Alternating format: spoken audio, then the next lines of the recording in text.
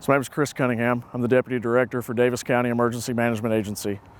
The month of September nationally is National Preparedness Month for the Federal Emergency Management Agency and Ready.gov. We will spend the month going over disaster preparedness and in-home preparedness for stuff you can do for everyday emergencies to prepare your family. Today we have Keith Hurm with the Daviess County Fire Department that is going to go over some fire preparedness for you and your family in your home. So the month of September, we want to talk about how children are to get out of a home in case of a fire.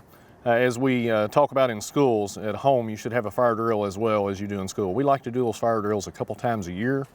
When we do that fire drill, make sure that child knows how to get out, what way to get out, what exit to use and where to go. We always want to make sure we reiterate that safe meeting place, whether it's the mailbox in front of the house, the neighbor's front porch, something along those lines. Make sure everybody's on the same line as where they need to go. As children prepare to get out of that home, they should know how a smoke detector works, what it sounds like, the audible alarm it is emitting, what they need to do. So anytime they hear a smoke alarm, smoke detector going off, make sure they get out of the house and go to that safe meeting place. If they were to have a fire and they have to get out of the house in a fire conditions, they want to know how to get down low and crawl. We know that the safe air, the good air is down low. The lower they can get, the better off they are. They also want to have more than one way out of a room.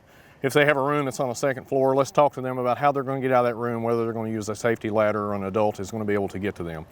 If they cannot get out of that room, we want the children to realize that they need to find a way to shelter in place a blanket or a cloth or a piece of clothing across the bottom of that door. That will keep that smoke from coming in that room and buy them some time.